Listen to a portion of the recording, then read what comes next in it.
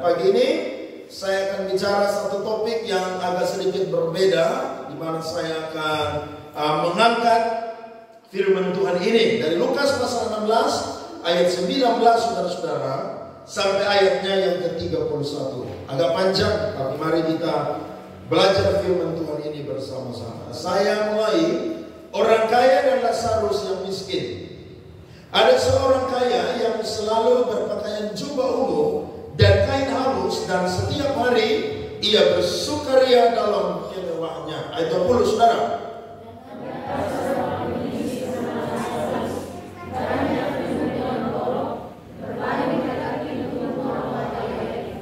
Dan ingin menghilangkan laparnya dengan apa yang jatuh dari meja orang kaya itu. Malahan anjing-anjing datang dan menjilat boroknya.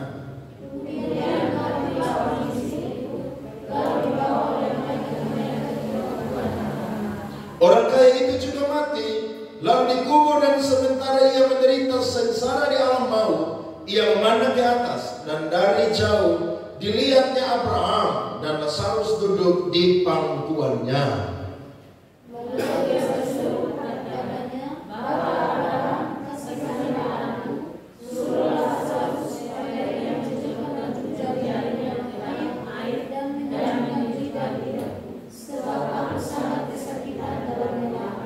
Tetapi Abraham berkata, "Anak, ingatlah bahwa engkau telah menerima segala yang baik sewaktu hidupmu, sedangkan Lazarus segala yang buruk. Sekarang ia mendapat hiburan dan engkau sangat menderita."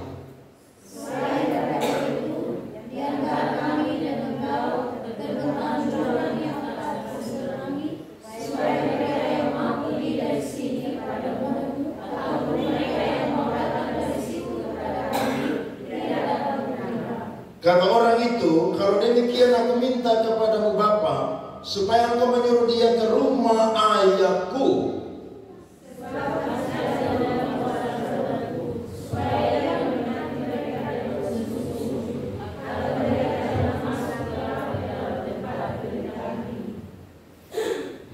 Ayat berapa, saudara? 29. Tetapi kata Abraham, "Ada pada mereka kesaksian Musa dan para nabi. Baiklah mereka mendengarkan kesaksian itu."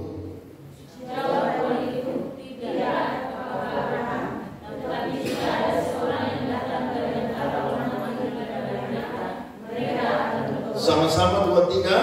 Kata Abraham kepadanya, "Jika mereka tidak mendengarkan kesaksian Musa dan para nabi, mereka tidak juga mau diyakinkan, sekalipun oleh seorang yang bangkit dari antara orang mati." Beri tepuk tangan kepada Tuhan, saudara. Amin, amin, saudara. Topik firman Tuhan ini, saudara-saudara, yang akan kita dengarkan pada pagi hari ini adalah salah satu firman Tuhan yang meruntuhkan doktrin atau teologi kemakmuran. Apa itu doktrin atau teologi kemakmuran?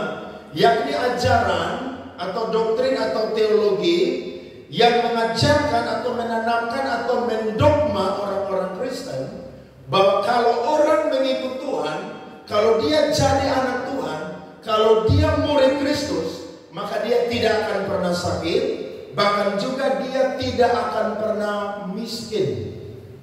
Yang ada adalah dia selalu sehat, kemudian dia itu kaya, kemudian dia pun juga itu akan jadi orang yang sukses. Kira-kira kalau saudara dengar pengajaran tersebut Alkitabiah atau tidak Alkitabiah? Kedengaran sepintas itu Alkitabiah, tapi sebenarnya saudara-saudara itu tidak Alkitabiah.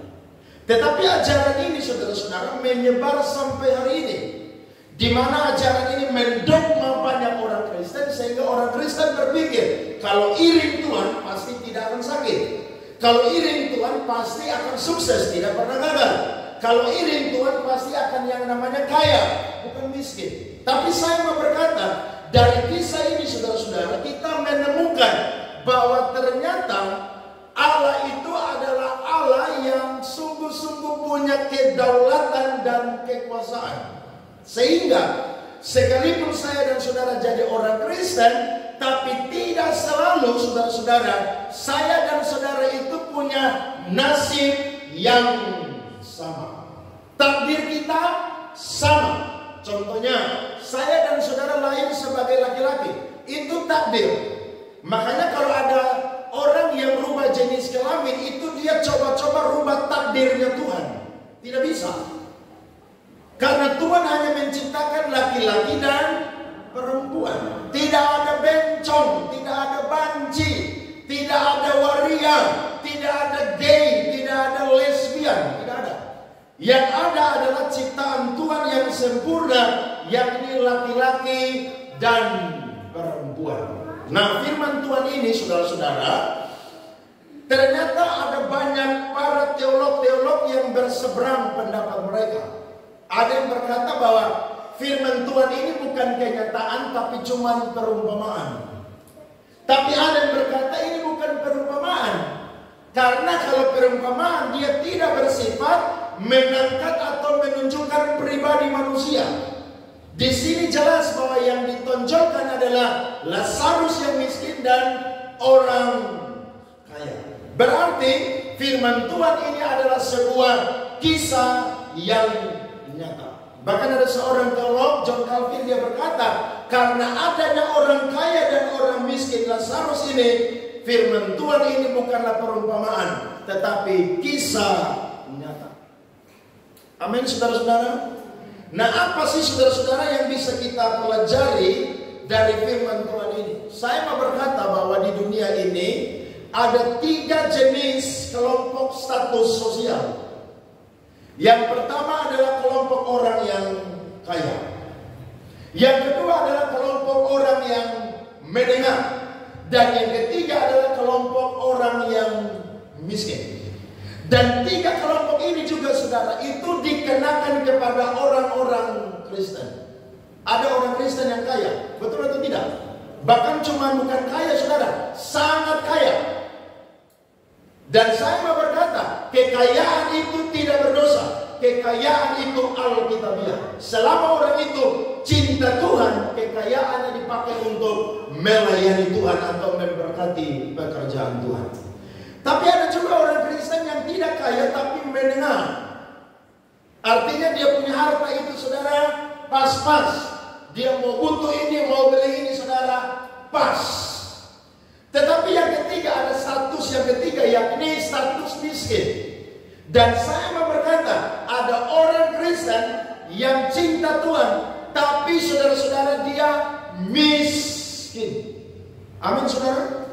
Salah satu contohnya siapa? Lazarus yang kita baca. Bahkan saya juga mau berkata, ada orang Kristen yang ketika dia lahir miskin, Tuhan bisa rubah dia jadi orang yang kaya. Tapi ada juga orang yang terlahir miskin sampai dia mati saudara-saudara, dia itu jadi orang yang tetap miskin. Sekalipun dia cinta Tuhan. Tapi saya mau berkata kepada kita semua pagi hari ini, keadaan saya dan saudara miskin itu tidak sama dengan Lazarus. Mungkin ada di antara kita yang status sosial kaya, menengah, miskin. Tapi kan tidak ada yang mengemiskan di sini. Atau ada yang mengemis di Polda hari ini? Lampu merah Polda ada? Tidak ada kan? Atau ada yang mengemis di lampu merah Oipobo? Ada tidak? Tidak ada. Berarti saya dan saudara tidak selevel dengan Lazarus. Tapi firman Tuhan ini akan mengajarkan kita saudara-saudara, bagaimana saya dan saudara harus jadi orang Kristen yang sekalipun saya dan saudara mengalami penderitaan dalam hal status sosial itu miskin, tapi saya dan saudara harus tetap sabar dalam penderitaan ini. Dan saya juga tidak menyerang orang kaya, karena orang kaya yang cinta Tuhan itu dibutuhkan juga oleh Tuhan dan gereja. Amin saudara-saudara. Jadi orang kaya itu mantap, orang miskin juga mantap. Mari kita pelajari firman Tuhan ini. Saya mencatat saudara-saudara bahwa ada perbedaan antara orang miskin yang Lazarus dengan orang kaya ini. Perbedaan yang pertama saudara-saudara, yakni kedua orang ini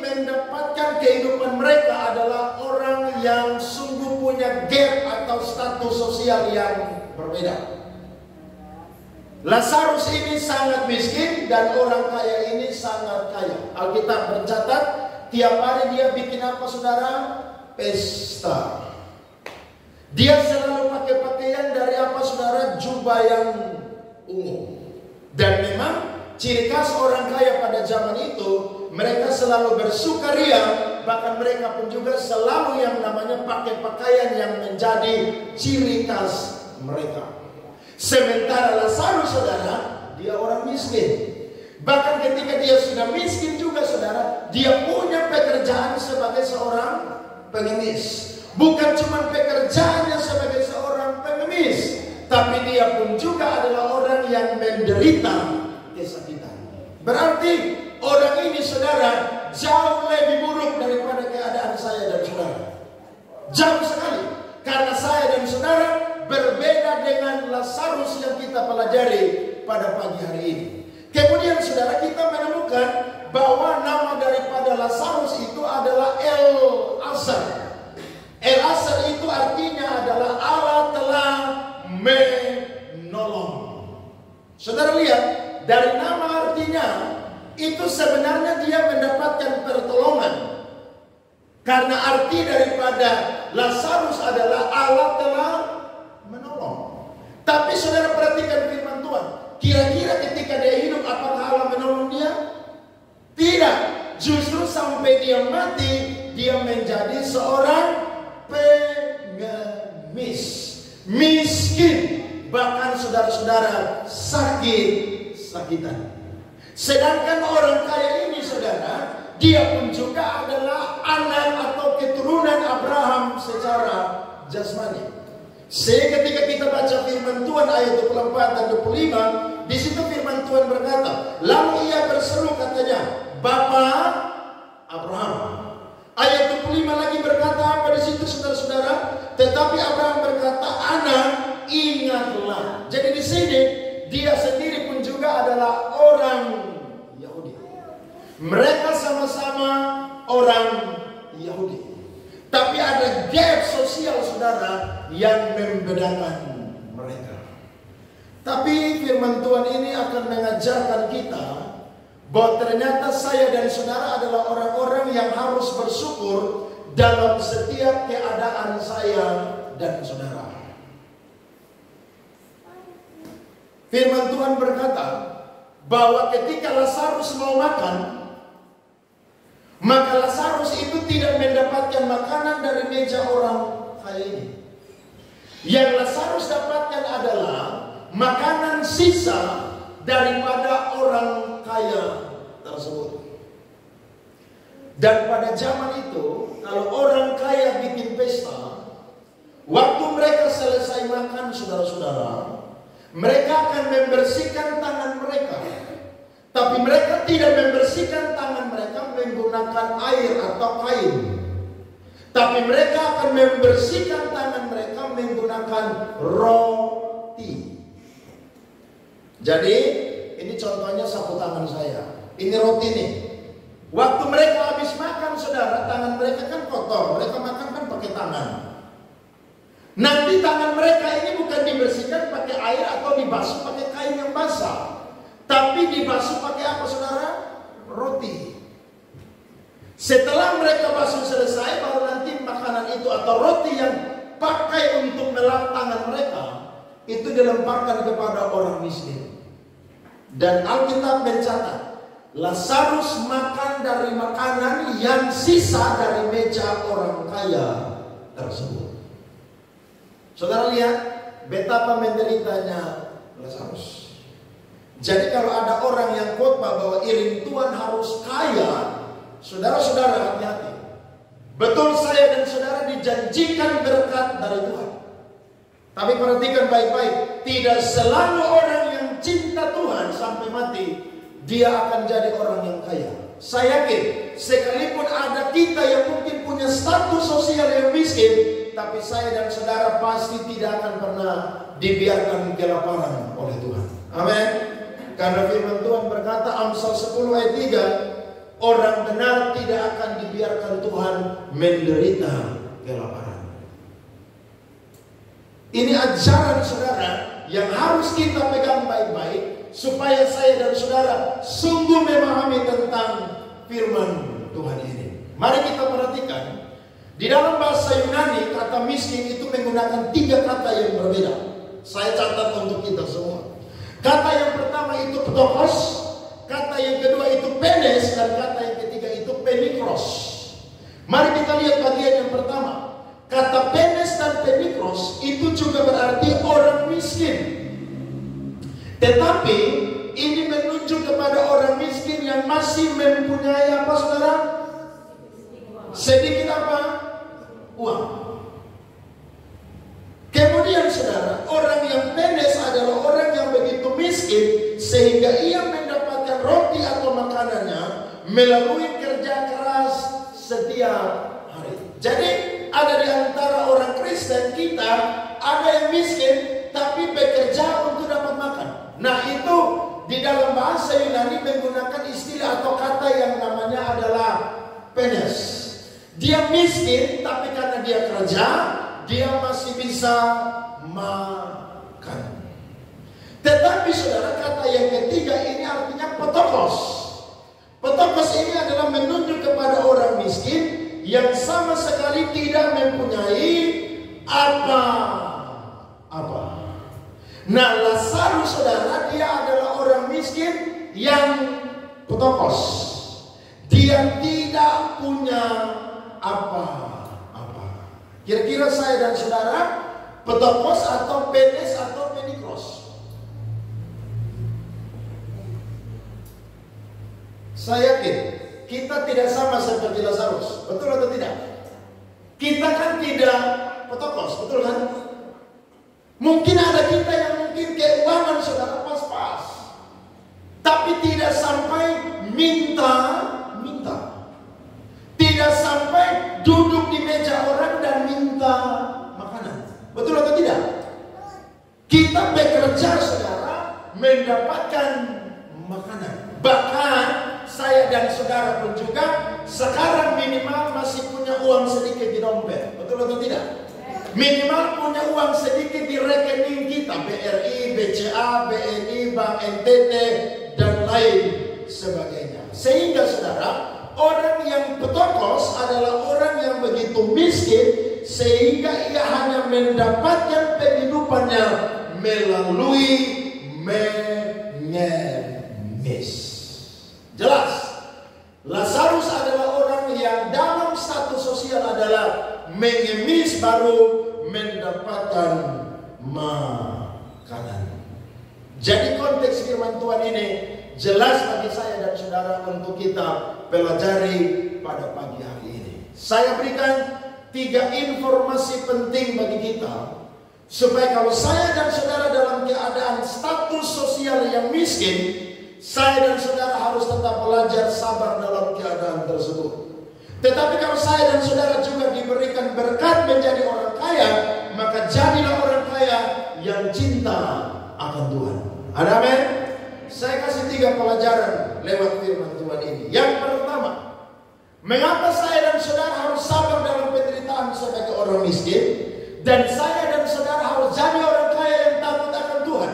Yang pertama adalah karena semua orang pasti akan mati. Betul? Atau ada di sini yang tidak akan mati? Saya yakin semua kita akan mati. Termasuk orang kaya dan juga orang yang miskin. Saudara perhatikan firman Tuhan ayatnya yang ke 23. Ayat 22. Firman Tuhan berkata, kemudian matilah orang miskin itu. Ayat 23 apa lagi? Orang kaya itu juga apa saudara? Mati. Berarti saudara-saudara, orang miskin dan orang kaya pasti akan mati. Kalau orang kaya mati, rumahnya ukurannya berapa? 2 kali 3. Betul kan? Kalau orang miskin mati, rumahnya ukurannya berapa? 2 kali 3. Berarti saudara-saudara, status sosial yang berbeda itu cuma ada ketika manusia hidup. Tapi ketika manusia mati, itu akan sama. Orang kaya punya rumah ukuran 2 kali 3 meter. Orang miskin punya rumah 2 kali 3 meter. Hanya kadang-kadang beda. Kalau orang kaya mati, dia bawa deposito, tabungan, semua kubur dalam kuburan. Ya, lo ada orang kaya lo mati, saudara, itu kubur emas di leher dia, di tangan dia, di kaki dia, tidak boleh copot. Kubur dengan emas-emas sekalian. Bahkan orang kaya yang hobi makan, saudara, waktu dia mati, dia pesan, dalam kuburan saya taruh makanan-makanan kesukaan saya. Makanya tidak heran, ada orang yang hobi minum kopi, waktu dia mati dia pesan, taruh kopi dan gula di dalam kuburan saya, supaya nanti saya ngopi di surga. Saudara lihat aja tuh.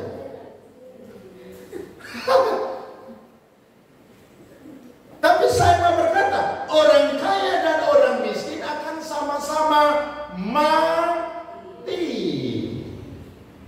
Tergantung kapan SK itu turun. Dan biasanya, saudara, yang lebih cepat mati itu orang kaya. Kenapa? Karena orang kaya kan sukanya makan enak-enak terus, betul ya? Tapi saya mau berkata, orang miskin juga cepat mati. Kenapa? Karena makannya tidak ada gizi, saudara-saudara. Jadi orang kaya dan orang miskin akan sama-sama mati. Berarti saya dan saudara, status sosial di dunia ini selama kita hidup itu hanya sementara. Jadi kita dalam keadaan miskin, saudara, waktu kita mati, saya dan saudara harus jadi orang-orang yang harus bersyukur karena saudara tidak pernah menyangkal Tuhan dan meninggalkan Tuhan. Amin. Karena kematian itu sesuatu yang pasti. Kejadian 3 ayat 22. Mari kita baca firman Tuhan ini. Kejadian pasal 3 ayatnya yang ke-22. Alkitab berkata, berfirmanlah Tuhan Allah, sesungguhnya manusia itu telah menjadi seperti salah satu dari kita, tahu tentang yang baik dan yang jahat. Maka sekarang jangan sampai ia mengulurkan tangannya dan mengambil pula dari buah pohon kehidupan itu dan memakannya, sehingga apa, saudara? Ia hidup untuk selama-lamanya. Salah satu konsekuensi dari kejatuhan manusia adalah kematian. Jadi kita semua ini akan mati, saudara-saudara.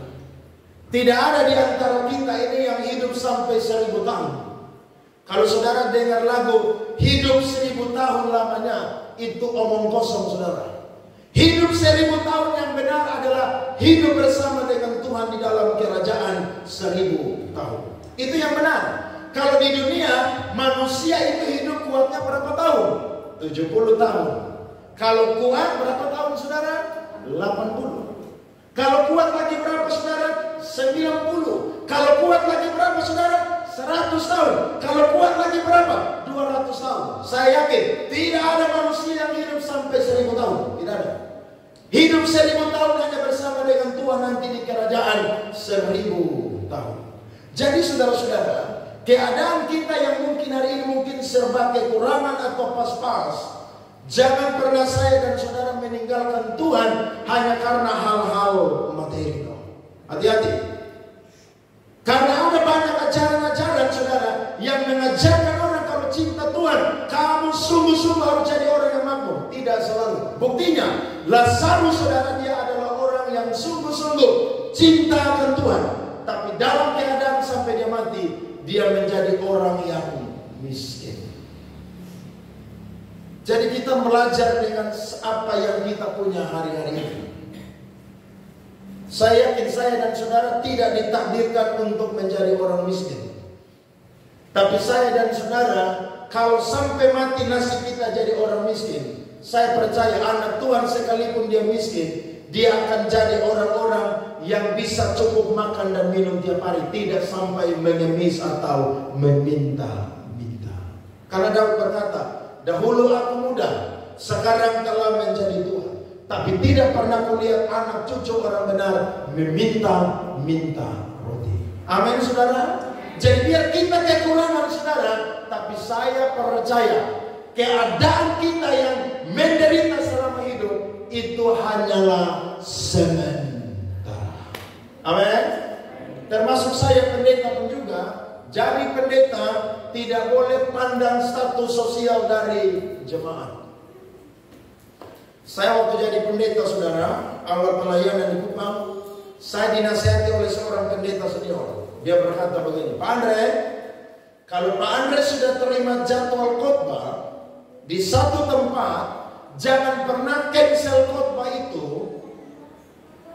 kecuali Pak Andre sakit dan tidak bisa bangun dan pergi khotbah. Saya bilang, emangnya kenapa?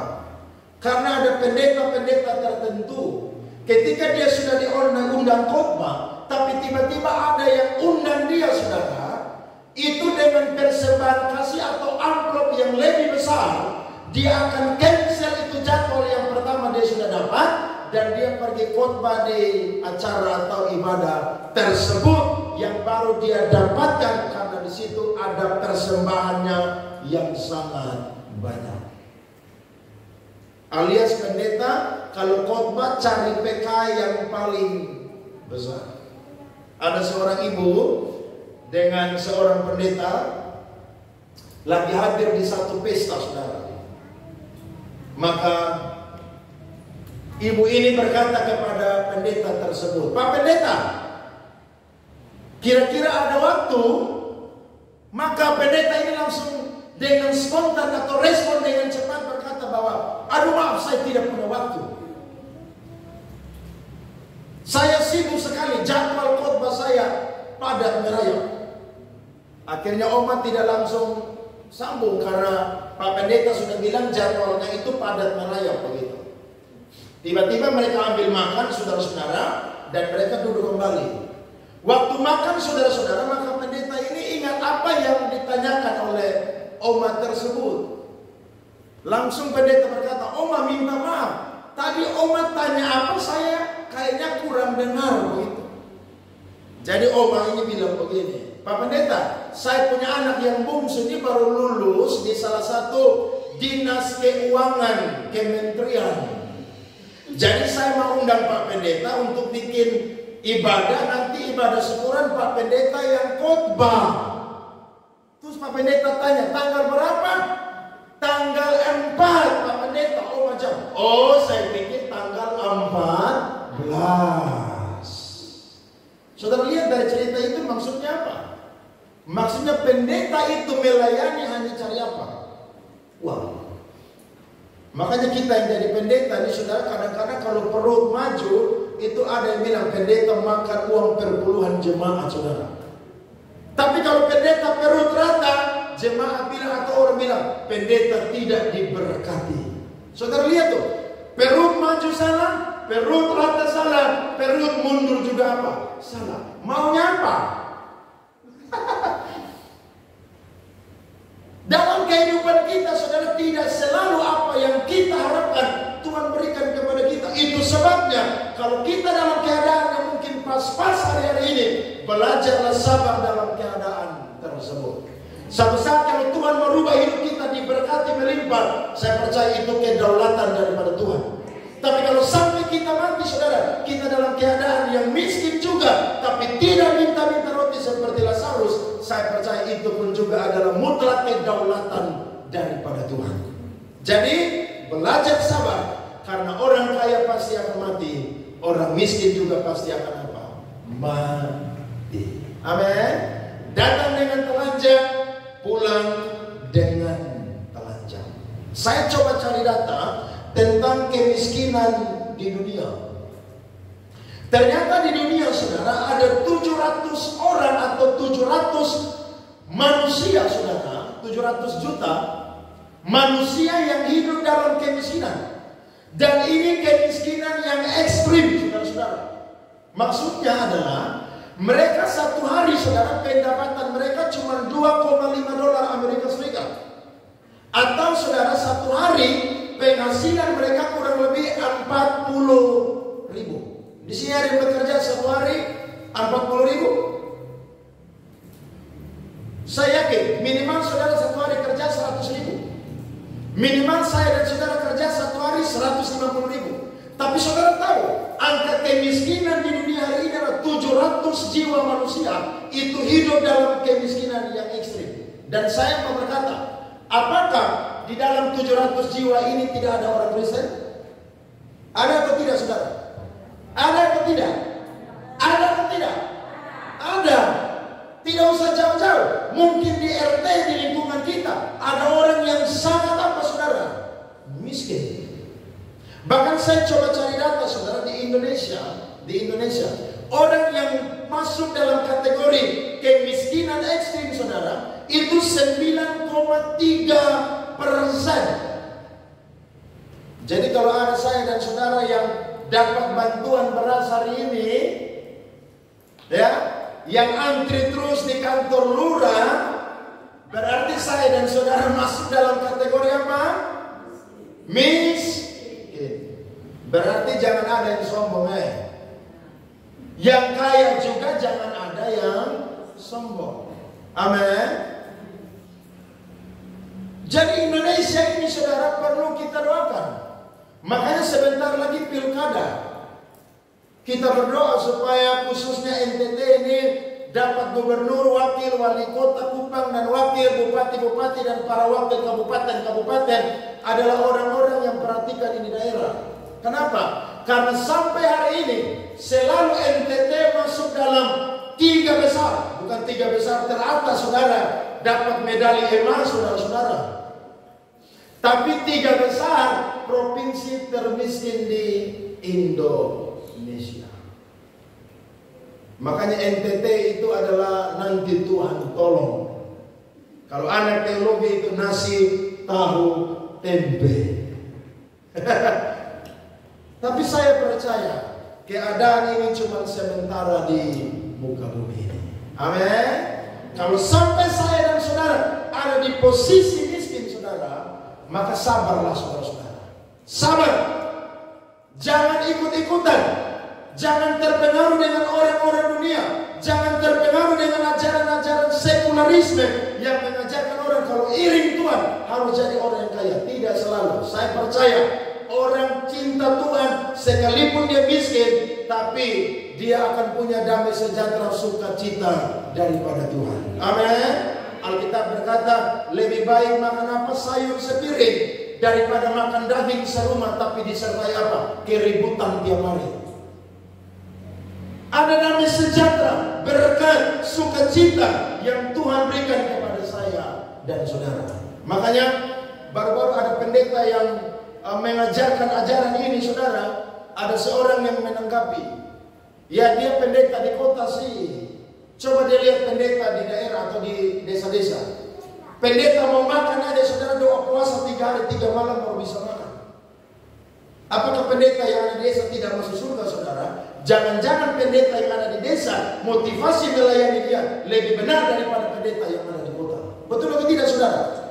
Jadi ukuran kita bukan status sosial. Karena status sosial itu cuma sementara di dunia selama kita hidup. Tapi saya dan saudara satu saat akan mati. Orang kaya akan mati, orang miskin pun juga akan mati.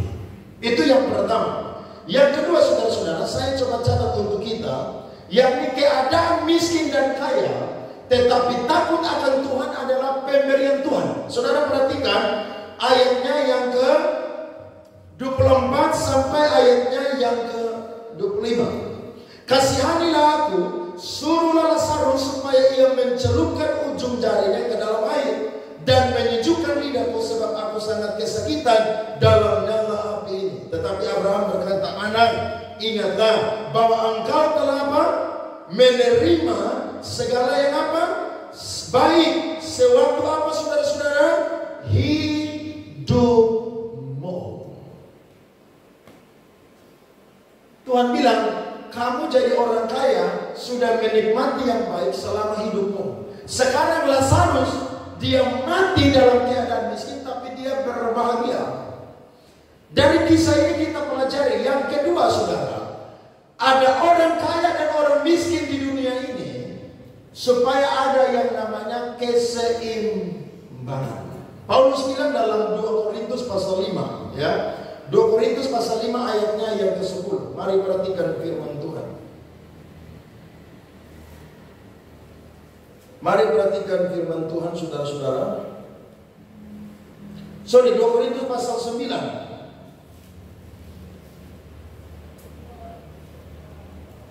2 Korintus pasal 9 ayatnya yang ke-12, Alkitab mencatat, sebab pelayanan kasih yang berisi pemberian ini bukan hanya mencukupkan keperluan-keperluan orang-orang kudus, tetapi juga melimpahkan ucapan syukur kepada siapa, saudara-saudara? Allah. Jadi ada orang kaya dan orang miskin, saudara, supaya ada keseimbangan. Orang yang kaya itu, saudara, membantu orang yang miskin. Dan orang yang miskin itu, saudara, bisa terbentukan. Jadi dalam gereja mula-mula, waktu gereja itu berdiri, saudara, di dalam jemaat itu selalu ada orang kaya dan orang miskin. Tidak heran, sebelum Paulus itu diutus memberitakan Injil, salah satu pelayanan yang dia lakukan adalah mengirim bantuan kepada orang-orang kudus atau orang-orang kudus yang dalam keadaan miskin. Kenapa? Karena ada orang-orang kaya yang cinta Tuhan, yang mau dipakai oleh Allah untuk memberkati orang-orang miskin. Sehingga di dalam gereja itu baik sekali ada orang kaya dan orang miskin, supaya orang kaya membantu yang miskin. Gereja itu tidak hanya fokus bicara hal-hal doktrinal, tapi gereja pun juga harus fokus, salah satunya adalah pelayanan kasih. Di sini semua punya rumah bagus-bagus, ya. Ya, semua punya rumah pakai AC, ya, keramik, dari batu, dari tembok. Tapi kadang-kadang saya lihat di gereja-gereja tertentu ada jemaat, saudara, yang rumahnya dari dinding, saudara, itu udah mau roboh. Harusnya jemaat begini tidak perlu tunggu bantuan rumah seroja. Betul atau tidak? Harusnya tidak perlu bantuan dari wali kota. Tidak perlu. Kenapa? Karena itu salah satu tanggung jawab dari gereja. Kenapa? Karena gereja punya pelayanan, dan salah satu tugas gereja dari 3 tugas gereja adalah apa, saudara-saudara? Diakonia. Ada marturia, koinonia, diakonia. Berarti kalau ada jemaat yang model begini, gereja harus apa, saudara-saudara? Perhatikan. Yang pasti, saudara-saudara, kalau jemaat begini mungkin sudah tua dan anak-anaknya mungkin itu juga tidak mampu, maka gereja itu harus apa? Bantu. Tapi kalau anak-anaknya kaya sementara orang tuanya tinggal di rumah mau roboh, itu juga gereja tidak boleh bantu. Kenapa? Karena Alkitab berkata, kalau ada anak-anak yang tidak memelihara orang tuanya, maka dia lebih daripada orang yang murtad. Berarti gereja perlu memperhatikan hal ini. Amin. Di KPC, saudara, rumah bagus-bagus, jadi tidak perlu dibantu. Mungkin ada yang kadang-kadang kanker atau kantong kering, jadi perlu apa? Kasih berkat sedikit dan lain sebagainya. Tapi saya dan saudara mungkin tidak sampai seperti Lazarus. Tapi saya mau berkata, ketika saya dan saudara diberkati jadi orang yang kaya, maka itulah kesempatan bagi saya dan saudara untuk memberkati orang-orang yang kekurangan. Sebab firman Tuhan berkata, Amsal 22 ayat yang Amsal 28 ayatnya yang ke-6. Perhatikan firman Tuhan. Amsal 28 ayatnya yang ke-6. Mari baca firman Tuhan sama-sama. 1, 2, 3. Lebih baik orang miskin yang bersih kelakuannya daripada orang yang berliku-liku jalannya. Sekalipun apa, saudara? Ia apa, saudara? Kaya. Saudara pilih miskin atau kaya? Saya yakin semua kita pasti ingin jadi orang kaya. Amin. Mau atau tidak, saudara? Saya yakin semua kita pasti mau. Karena pulang ibadah saudara tanya, kita makan di restoran mana? Kita lihat tadi ada jemaat yang nyanyi saudara seperti orang sakit stroke stadium 4. Nyanyinya begini. Oh, mungkin dia belum makan. Saudara tanya, tadi datang gereja udah makan belum? Belum. Ya sudah, ikut saya pergi makan di restoran ini. Luar biasa atau tidak saudara? Luar biasa, betul atau tidak? Langsung jemaat bilang begini, kayaknya tiap minggu saya harus tepuk tangan model demikian, supaya saya disangka orang yang belum makan. Jadi saya ditraktir tiap minggu. Oh jangan juga dong saudara-saudara. Kenapa? Karena saya dan saudara adalah orang-orang yang harus tahu bahwa saya dan saudara ini diberikan karunia-karunia dari Tuhan. Salah satunya adalah karunia apa saudara? Memberi. Itu karunia. Bahkan salah satu syarat jadi pendeta adalah orang-orang yang rajin menumpangkan apa? Tangan. Menumpangkan tangan bukan cuma doa orang altar call aja. Tapi saudara-saudara, ketika jemaat butuh pertolongan berkat, gereja harus membantu. Kalau benar-benar jemaat itu saudara membutuhkannya. Perhatikan 2 Korintus pasal 8, Alkitab mencatat. 2 Korintus pasal 8 ayat 8 sampai 9 dan ayat 13 sampai 14. Alkitab berkata, aku mengatakan hal itu bukan sebagai perintah, melainkan dengan menunjukkan usaha orang-orang lain untuk membantu. Aku mau memuji apa saudara? Keikhlasan kasih kamu. Karena kamu telah mengenal kasih karunia Tuhan kita Yesus Kristus, bahwa Ia yang oleh karena kamu menjadi apa saudara? Miskin, sekalipun Ia kaya, supaya kamu menjadi kaya oleh karena kemiskinannya. Lihat ayat 13-14. Mari kita baca sama-sama. 2-3. Sebab kamu dibebani bukanlah supaya orang-orang lain mendapat apa? Keringanan, tetapi supaya ada apa saudara? Keseimbangan. Saya sudah ceritakan, waktu saya pernah di Jakarta, saya pelayanan di satu gereja. Itu gereja saudara ibadahnya model kita begini, dibagi. Kursi kanan orang kaya, kursi kiri orang miskin. Habis ibadah, orang kaya makan beda, orang miskin makan beda. Saya bilang di gereja model apa? Model begini. Justru dalam gereja kalau ada orang kaya, itu bagus supaya apa? Membantu orang yang miskin dalam gereja.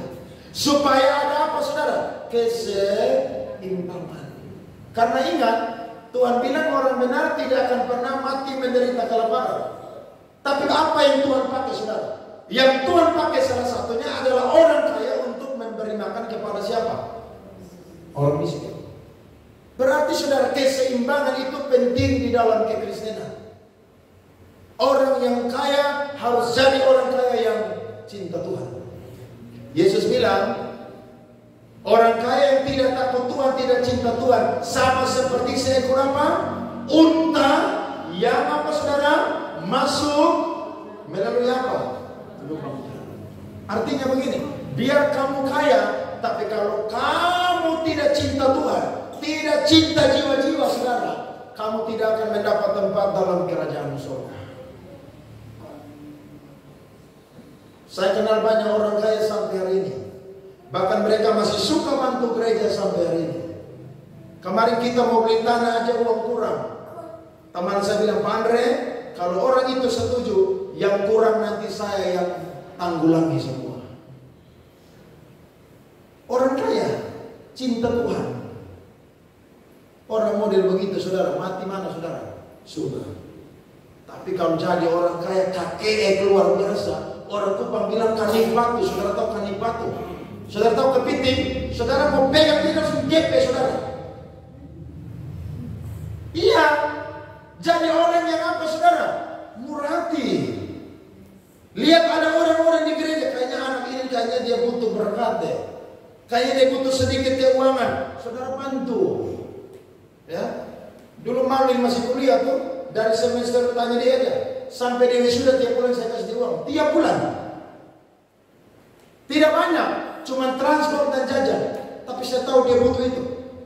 Sekarang dia sudah kerja, ini kesempatan bagi dia untuk memberkati gereja di tempat ini. Amin saudara, lo iya dong. Bahkan sampai hari ini saya suka tolong orang. Kenapa? Karena saya tahu kita ini cuma diberikan berkat dari Tuhan. Kita ini cuma menjadi saluran berkat. Waktu kita beri, tangan kita kosong, Tuhan isi kembali tangan kita menjadi penuh. Amin. Tapi coba saudara genggam terus. Kira-kira busuk atau tidak saudara? Busuk.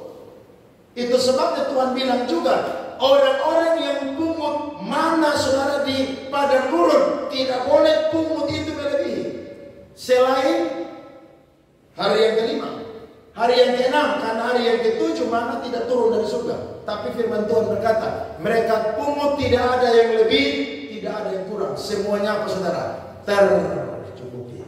Berarti keseimbangan perlu di dalam gereja Tuhan. Ada amin saudara? Kita yang kekurangan tidak boleh minder juga. Tidak boleh. Tidak boleh. Saudara harus jadi orang yang percaya diri. Di dalam saya ada Tuhan. Berarti Tuhan sanggup mencukupi segala yang saya butuhkan di dalam kehidupan saya. Saudara yang jadi orang kaya, saudara harus buka hati. Tuhan pakai saya dan saudara menjadi saluran berkat bagi banyak orang. Baru-baru saya senang sekali karena ada salah satu orang kaya yang suka bantu gereja. Anaknya ikut olimpiade debat bahasa Inggris di Korea. Saudara tahu? Dia punya anak dapat 10 medali. Medali emas 6, medali perak 4. Dia bilang, Pak Andre, betul ya kalau orang tua takut Tuhan, berdoa buat anak-anak. Anak-anak itu yang akan menuai. Lomba debat di Korea, seluruh dunia. Dia punya anak dapat 10 medali. 6 emas, 4 perak. Anak masih SMP, jago banget bahasa Inggris. Itu kenapa? Karena orang tuanya tiap hari apa? Mendoakan. Jadi anak yang pintar tidak selalu minum susu yang mahal, saudara. Amin. Biar dia minum tuanasu atau gula air atau gula sabu juga. Tapi kalau doa tiap hari, anak pintar. Amin. Ditambah lagi dengan orang tua yang diberkati, rajin memberkati orang lain, saudara. Itu Tuhan akan lihat. Orang ini akan diberkati oleh Tuhan. Percaya deh, Tuhan sanggup memberkati kita supaya ada keseimbangan di dalam gereja Tuhan. Saya suka firman Tuhan Paulus bilang saudara di dalam Galatia pasalnya yang kedua ayat yang ke-10. Perhatikan firman ini. Ini Paulus yang ngomong ya, bukan saya. Galatia pasal 2 ayatnya yang ke-10. Mari baca sama-sama. 2, 3. Hanya kami harus tetap mengingat. Siapa saudara? Orang-orang miskin. Dan memang itulah yang sungguh-sungguh apa saudara? Kuusahakan melakukannya. Paulus adalah rasul yang sangat misionaris. Paulus adalah rasul yang sangat teologis. Tapi ingat, Paulus juga adalah rasul yang paling banyak punya belas kasihan. Dia bilang, saya boleh beritakan Injil sampai dunia manapun, tapi salah satu yang saya tidak boleh lupakan adalah apa saudara? Orang miskin. Supaya apa saudara? Ada keseimbangan. Itu penting. Jadi gereja harus sehat. Yang ketiga saudara, mari kita perhatikan firman Tuhan. Mengapa saya dan saudara harus belajar yang namanya sabar dalam status miskin dan juga harus jadi orang kaya yang takut Tuhan? Yang ketiga saudara, surga adalah tempat kebahagiaan dan neraka adalah tempat penderitaan. Mengapa orang kaya ini masuk neraka saudara-saudara? Kalau saya dan saudara belajar firman Tuhan, kita akan menemukan bahwa orang kaya ini tidak masuk surga. Yang pertama karena dia tidak mau percaya bahwa Yesus itu adalah Mesias. Itu mutlak. Karena dia orang Yahudi. Orang Yahudi itu tunggu Mesias itu datang sebagai raja, pegang tongkat kerajaan. Bebaskan orang Yahudi dari jajahan Romawi. Sementara Yesus itu datang sebagai tukang kayu. Tidak masuk logika saudara-saudara. Dia mati masuk neraka saudara yang pertama karena dia tidak mau percaya bahwa Yesus adalah Tuhan. Orang kalau tidak mau percaya Yesus adalah Mesias, anak Allah, Tuhan dan Allah, biar dia mau kaya model apapun saudara-saudara, dia tidak akan mendapat tempat dalam kerajaan surga. Satu-satunya kunci untuk masuk surga, saudara-saudara, hanya apa, saudara? Percaya dalam hati dan mengaku dengan mulut kita bahwa Yesus adalah Tuhan dan Allah. Di luar itu orang tidak dapat keselamatan. Bahkan Petrus bilang begini dalam khotbahnya yang sangat luar biasa. Dalam Kisah 4 ayat 12. Di bawah kolong langit ini tidak ada nama lain yang atasnya diberikan sehingga manusia dapat diselamatkan. Keselamatan hanya di dalam nama Yesus Kristus. Saya sudah cerita di sini belum ya? Dulu waktu saya masih kuliah di Bandung semester 7, saya pelayanan di satu rumah duka. Itu rumah duka, saudara, saya lupa, tapi namanya kayaknya rumah duka Nana Rohana atau apa tuh, saya lupa. Saya main keyboard, saudara, dan ibadah pelepasan jenazah. Saudara tahu yang mati ini salah satu orang kaya di Bandung. Dia punya pabrik garment, saudara. Pabrik itu yang bikin kain yang kita pakai baju. Itu ada belasan, saudara. Saya tiap kali pelayanan di dia punya tempat, itu pulang tuh dapat kain celana. Jadi saya suka bagi-bagi kawan angkatan tuh untuk jahit celana pelayanan, karena tiap minggu pelayanan pulang dapat kain. Ini ada saya pada 3 dari Bandung, dia tahu saya pelayanan waktu itu. Jadi saya pelayanan tapi saya bingung, ibadah pemakaman tapi yang hadir tidak sampai 10 orang. Maka habis ibadah saya tanya kepada orang yang di rumah duka, Pak, kenapa kau ini orang kaya raya tapi waktu mau kubur dia hanya tidak sampai 10 orang? Saudara tahu, dia ini orang yang suka sumbang gereja, suka kasih perpuluhan, bantu misi, tapi bini istri 4, saudara. Istri berapa? 4. Kira-kira mati masuk surga atau neraka? Neraka, sayang, saudara cerita. Dia mau kasih perpuluhan, mau bantu pendeta, kasih misi, tapi istri 4 itu tidak ada di dalam ajaran iman Kristen. Ajaran iman Kristen, laki-laki dan perempuan dipersatukan hanya berapa kali? 1 kali. Ya kalau nikah lagi ya istri mati atau suami mati ya nikah lagi toh. Jangan tunggu itu kubur kering baru nikah, masing-masing nikah juga tidak apa-apa. Saudara lihat, istri 4. Jadi waktu dia mati, saudara, yang hadir cuma istri pertama dan anak-anak istri pertama. Istri kedua, anak-anak ketiga, anak-anak keempat, anak tidak ada yang toe dia. Makanya jelek-jelek bini pertama ya, betul ya. Makanya kalau jelek-jelek istri pertama ya. Amsal bilang apa? Bersukarialah dengan istri apa? Masa mudamu, bukan istri muda, saudara. Istri apa? Masa muda. Aduh, saya miris kasihan orang kaya, saudara. Uang banyak bantu, tapi apa? Tidak takut akan Tuhan. Kasihan kan? Nah, orang kaya yang firman catat di dalam Lukas 16 ini, dia boleh kaya raya, tiap hari pesta orang, makan yang enak, penampilannya bagus, tapi dia tidak mau percaya Yesus adalah Tuhan. Dia mati masuk neraka. Itu sebabnya jadilah orang kaya yang takut akan Tuhan. Amin. Jangan jadi orang kaya yang jadi musuhnya Allah, tidak boleh. Tapi jadi orang kaya yang sungguh-sungguh dipakai oleh Allah. Yang kedua, yang membuat orang kaya ini mati masuk neraka adalah, saudara-saudara, dia adalah orang kaya yang tidak memiliki kasih. Ini penting sekali, saudara-saudara. Kenapa? Karena kasih itu adalah salah satu karunia atau karakter juga yang harus dipunya oleh anak Tuhan. Matius 25, saudara, ayat 21 sampai 48. Mari kita baca. Ayat 41 sampai 48, Matius 25. Perhatikan firman Tuhan. Mari kita baca firman Tuhan ini. Saya baca untuk kita semua. Perhatikan.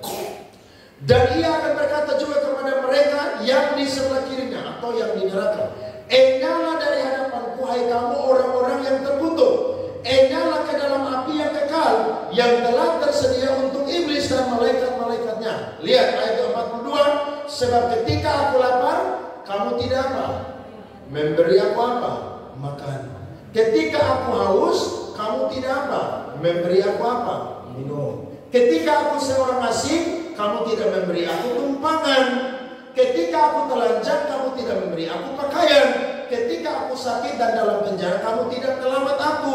Lalu mereka pun akan menjawab dia, katanya, Tuhan, bila manakah kami melihat engkau lapar atau haus atau sebagai orang asing atau telanjang atau sakit atau dalam penjara dan kami tidak melayani engkau? Baca sama saya ayat 45-46. Maka ia menjawab mereka, aku berkata kepadamu, sesungguhnya segala sesuatu yang tidak kamu lakukan untuk salah seorang dari yang paling hina ini, kamu tidak melakukannya juga untuk aku. Dan mereka ini akan masuk ke tempat siksaan yang kekal, tetapi orang benar ke dalam apa? Hidup yang kekal. Ingat, salah satu daftar orang yang ada di neraka adalah orang yang kikir. Orang kikir tidak masuk surga. Jadi jangan hanya kita pikir pembunuh, pesina, selingkuh itu yang masuk neraka. Orang yang kikir, saudara, padahal dia sudah tahu kebenaran, dia punya tempat bukan ada di surga, tapi dia punya tempat ada di mana, saudara? Neraka. Saudara mau jadi orang yang murah hati? Murah hati itu bukan boros. Murah hati itu bukan pamer. Tapi ketika saudara didorong untuk memberkati seseorang, saudara tidak tahan-tahan untuk memberkati orang tersebut. Tidak banyak, mungkin ada uang sedikit di dompet, memberkati orang itu. Saya pernah mendoakan orang, saudara, pulang doa, istrinya bilang begini, di dompet kamu ada uang berapa? Angkat semua, kasih Pak Andre juga. Saudara tahu suaminya kasih keluar uang, saudara, di dompet, itu dompet hampir tidak bisa lipat. Itu uang 100.000 semua. Maka dia ambil amplop, saudara, yang harga 1.000 besar, dia angkat itu uang semua, dia kasih masuk di dalam amplop itu. Saya pulang, saya hitung 4 juta, saudara. Wih, saya bilang, mereka orang kaya yang kaya. Saya habis doa, istri bilang, Tuhan suruh saya berkati Pak, uang di dompet Pak, kasih keluar semua. Langsung suami kasih keluar, saudara, isi di amplop, saya dapat berkat, pulang, saudara-saudara. Saudara lihat, orang kalau cinta Tuhan, dia tidak akan saudara, perangkap atau dibelenggu oleh yang namanya harta kekayaan. Tidak akan. Kan dia tahu harta kekayaan itu cuma alat yang Tuhan pakai untuk memberkati Tuhan dan juga jiwa-jiwa yang membutuhkan. Orang kaya ini mati karena tidak punya kasih. Paulus bilang begini, biar engkau bisa hambur-hambur harta, engkau bisa berbicara dengan bahasa malaikat, tapi kalau engkau tidak punya kasih, engkau tidak mendapat tempat yang berkenan di hadapan Tuhan. Kalau mau masuk surga, yang pertama, mengaku percaya Yesus adalah Tuhan dan Allah. Itu satu-satunya jalan. Yang kedua, kalau Tuhan berikan kepada saya dan saudara kasih karunia jadi orang kaya, belajarlah memberkati orang-orang yang membutuhkan. Bukan hambur, saudara, tapi murah hati. Kemudian, mengapa Lazarus yang miskin masuk surga? Ini pertanyaan dan jawaban yang tepat bagi kita pagi hari ini. Lazarus masuk surga bukan karena dia orang miskin. Perhatikan. Jadi tidak ada orang yang miskin yang tidak cinta Tuhan yang masuk surga. Tidak. Sekalipun dia miskin, tapi kalau tidak cinta Tuhan, tidak percaya Yesus, dia mati masuk neraka. Karena Lazarus masuk surga bukan karena dia miskin. Hati-hati. Lazarus masuk surga karena biar dia miskin di dunia, tapi dia cinta dan takut akan Tuhan. Makanya dia ada di pangkuan Abraham. Jadi ada yang bilang begini, biar engkau miskin nanti mati masuk surga. Tidak ada. Kalau engkau miskin tapi engkau tidak bertobat, tidak pernah cari Tuhan, tidak pernah ke gereja, tidak pernah hidup menyenangkan Tuhan, biar engkau miskin juga, mati ya tetap masuk neraka.